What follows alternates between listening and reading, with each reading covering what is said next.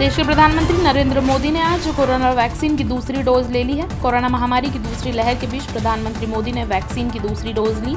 दूसरी डोज का टीका लगवाने के लिए पीएम मोदी गुरुवार सुबह ही दिल्ली स्थित एम्स पहुंचे थे। आपको बता दें कि कोरोना वैक्सीन का दूसरा डोज लेने की जानकारी खुद पीएम मोदी ने अपने ट्वीट के जरिए दी। उन्होंने ट्वीट किया, आज एम्स में मुझे कोरोना वैक्सीन की दूसरी खुराक मिली। टीकाकरण हमारे पास वायरस को हराने के कुछ तरीकों में से एक है। अगर आप वैक्सीन लगवाने के लिए योग्य हैं तो जल्द ही रजिस्ट्रेशन कराकर वैक्सीन लगवाएं। पश्चिम बंगाल का विधानसभा चुनाव हिंसक रूप लेता जा रहा है। हाल ही में बंगाल से एक बड़ी खबर सामने आई है। बंगाल बीजेपी प्रदेश अध्यक्ष दिलीप घोष ने टीएमसी पर आरोप लगाते हुए कहा है कि उन पर देसी बम और ईंटों से हमला किया गया है। वो वही टीएमसी ने आरोप गलत बताए हैं। दिलीप घोष ने कहा है कि उत्तर बंगाल के कूच बिहार जिले के सीतलकुची में पार्टी की बैठक के बाद उनकी कार पर हमला किया गया। हमले में उनकी कार को नुकसान हुआ है। कार में वह जिस जगह पर बैठे थे वहां के शीशे टूट गए हैं, जिसके चलते एक ईंट उनको भी लगी है। दिलीप घोष ने एक वीडियो जारी करते हुए कहा है कि मैं जब पार्टी की बैठक के बाद अपनी कार में बैठा था और लोगों को जाने का इंतजार कर रहा था, उसी दौरान टीएमसी के लोग पार्टी का झंडा लेकर आए और ईंटों बमों से हमला कर दिया। बॉलीवुड से एक बड़ी खबर सामने आई है। बॉलीवुड की जानी मानी कलाकार नीना गुप्ता का सपना पूरे होने जा रहा है। नीना गुप्ता जल्द ही भारतीय सिनेमा जगत के महानायक अमिताभ बच्चन की दुल्हनिया बनने जा रही हैं। नीना गुप्ता बॉलीवुड की बोल्ड अंदाज वाली कलाकार जानी जाती हैं, लेकिन उन्होंने अपने करियर में कभी किसी बड़े अभिनेता के साथ कास्ट नहीं किया। लेकिन नीना महानायक अमिताभ बच्चन की दुल्हन बनने जा रही हैं। दरअसल नीना गुप्ता महानायक अमिताभ बच्चन के साथ पर्दा शेयर करने जा रही हैं। नीना अपनी अगली फिल्म गुड बॉय में बिग बी की पत्नी के किरदार में नजर आने वाली हैं। नीना अपने करियर में पहली बार अमिताभ के साथ किसी फिल्म में काम करने जा रही हैं। ये बात उन्होंने खुद एक इंटरव्यू में कही है। उन्होंने आगे कहा है कि फिल्म की स्टोरी उन्हें बेहद पसंद आई है। वह महानायक अमिताभ बच्चन के साथ काम करने के लिए काफी उत्सुक हैं। मध्य प्रदेश में बढ़ते कोरोना संक्रमण के बीच ऑक्सीजन और रेमडेसिविर के इंजेक्शन की कमी से हालात बदतर हो रहे हैं। ऑक्सीजन की कमी से 48 घंटे में सागर में 4 और खरगोन में 1 मरीज की मौत हो गई है। ऑक्सीजन की कमी को पूरा करने के लिए राज्य सरकार ने भिलाई स्टील प्लांट से करार किया है। हर रोज प्लांट से 60 टन ऑक्सीजन की सप्लाई होगी। इस बीच पिछले 24 घंटों में पूरे एमपी में कोरोना से 13 मरीजों की मौत हुई है। पहली खेप अगले 1-2 दिन में मिलने की उम्मीद है। भोपाल कलेक्टर ने जिले में चल रहे प्लांट 24 घंटे चालू रखने के आदेश जारी कर रखे हैं। 24 घंटे में 4043 केस मिले हैं।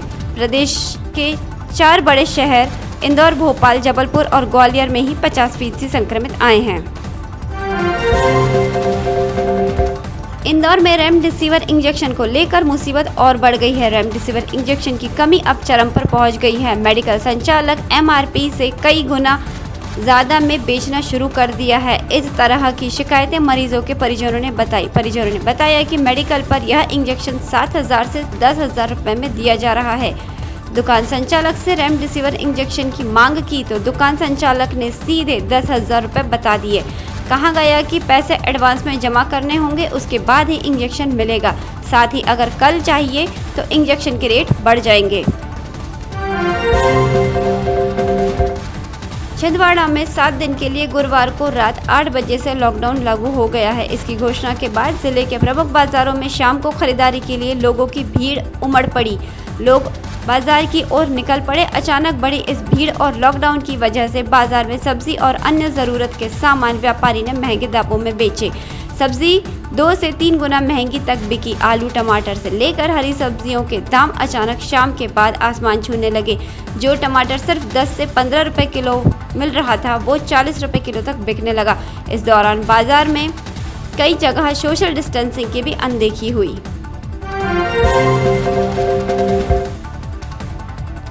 मशहूर अभिनेता अनुपम खेर अपनी upcoming short film happy birthday की शूटिंग के लिए मध्य प्रदेश की राजधानी भोपाल की सीमा से सटे हुए रायसेन जिले के बाड़ी जनपद के ग्राम इमलिया गोंडी पहुंचे, जहां शूटिंग के दौरान अनुपम खेर ने गांव के परिवेश और यहां के लोगों के बारे में जाना। अपनी सोशल मीडिया पोस्ट पर वीडियो और लेख साझा कर अनुपम खेर लिखते हैं, भोपाल के पास एक छोटे से गांव के कुछ वीडियो आपके साथ शेयर कर रहा हूं। भारत के गांव का वातावरण अभी भी साफ सुथरा और सादगी से भरा है। शूटिंग के दौरान अच्छा लग रहा है। इन जगहों को देखना और यहाँ के सीधे साधे लोग से मिलना आंखों के और दिमाग के चक्षु दोनों खुल जाते हैं। वहीं फिल्म अभिनेता अनुपम खेर द्वारा अपनी एक और वीडियो पोस्ट के माध्यम से रायसेन जिले के बाड़ी जनपद के ग्राम इमलिया गोंडी के निवासी रचना से बात की और प्रधानमंत्री आवास योजना का फायदा गरीब भाई बहनों को हो रहा है, ऐसा लेख किया। शूटिंग के बाद अनुपम खेर ने गांव के छोटे छोटे बच्चों के साथ ली गई अपनी तस्वीरों को भी सोशल मीडिया पर लोगों के साथ शेयर किया। बता दें कि अनुपम खेर अपनी आने वाली शॉर्ट फिल्म की शूटिंग के लिए इमलिया गोंडी गाँव में पहुंचे थे, जहाँ के साफ सुथरे वातावरण ने अनुपम के आंखों और दिमागों के चक्षु खोल दिए। भोपाल के शाहजहानाबाद इलाके में लव जिहाद का मामला सामने आया है। युवक ने युवती से पहले दोस्ती की, फिर हिंदू बनकर शादी करने का वादा कर संबंध बनाए। 24 मार्च को दोनों भोपाल से दिल्ली भागकर पहुंचे और 10 दिन तक किराए के मकान में रहे। जब युवती ने शादी करने की बात कही तो लड़के ने हिंदू बनने से इनकार कर दिया। उल्टे उसने लड़की को ही अपना धर्म बदलने के लिए कहा, लेकिन लड़की ने भी धर्म बदलने से इनकार कर दिया। फिर दोनों भोपाल वापस आ गए। युवती ने पूरी जानकारी परिजनों को दी और शाहजहानाबाद थाने में शिकायत दर्ज की। पुलिस ने धार्मिक स्वतंत्रता कानून के तहत केस दर्ज आरोपी युवक को गिरफ्तार कर लिया।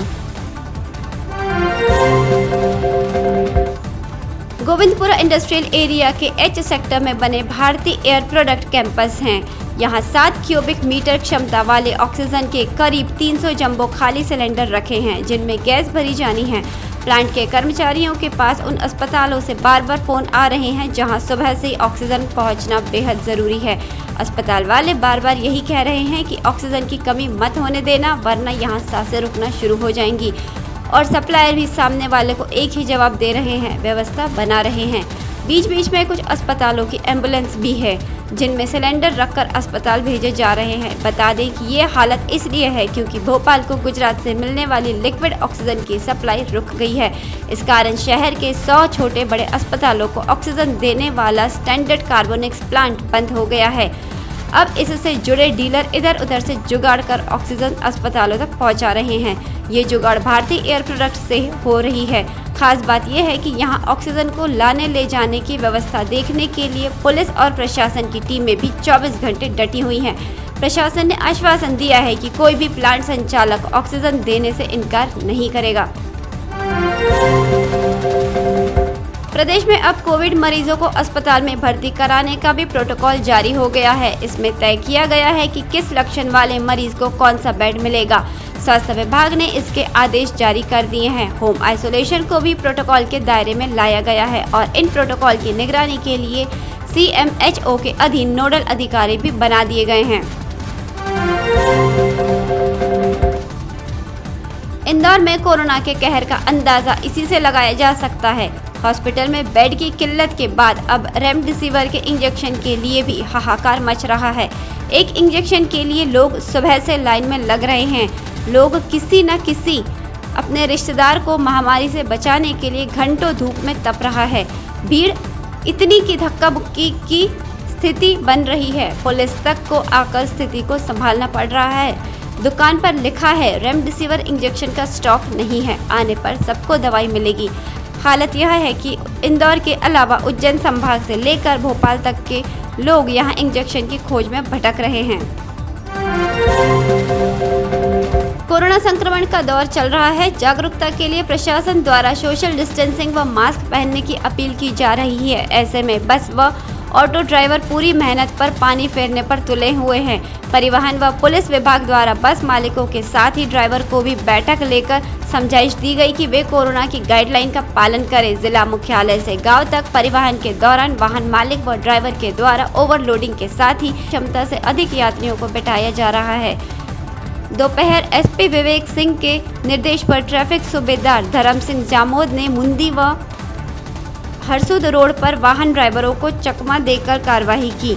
शाम 4 बजे से 10 से 15 मिनट के अंतराल में 6 सवारी ऑटो को रोककर चेक किया गया। इस दौरान 6 सीटर की जगह किसी ने 12 तो किसी ने 14 यात्री बिठाए हुए थे। मध्य प्रदेश में लोगों को अगले 2 दिन गर्मी से थोड़ी राहत मिल सकती है। मौसम विभाग में पूर्वी मध्य प्रदेश में अगले 48 घंटे में बादल छाने के साथ ही हल्की बारिश की संभावना जताई है। इसके अलावा राजधानी समेत आसपास के इलाकों में शाम तक बादल छाने का अनुमान जताया है। बारिश की आशंका से किसान परेशान हैं। खेतों में गेहूं की फसल या तो कट गई है या कटने के लिए तैयार है। मौसम वैज्ञानिक SN साहू ने बताया कि जम्मू कश्मीर और हिमाचल के बीच ऊपर वेस्टर्न डिस्टर्बेंस बना हुआ है। इससे साउथ वेस्ट राजस्थान और वेस्ट यूपी दोनों जगह 0.9 किलोमीटर ऊपर हवाओं का चक्रवात बना हुआ है। इसके प्रभाव से भोपाल और इंदौर समेत कई इलाकों में बादल छाने के अनुमान हैं, लेकिन बारिश की संभावना नहीं है। वहीं 9 और 10 अप्रैल को पूर्वी मध्य प्रदेश के जबलपुर, मंडला, सतना, शहडोल, सिवनी, छिंदवाड़ा में हल्की बारिश भी संभावना है। वेस्टर्न डिस्टर्बेंस के खत्म होने के बाद तापमान में धीरे धीरे बढ़ोतरी होगी। अप्रैल माह में तापमान अधिकतम 44 डिग्री तक जाने का अनुमान है।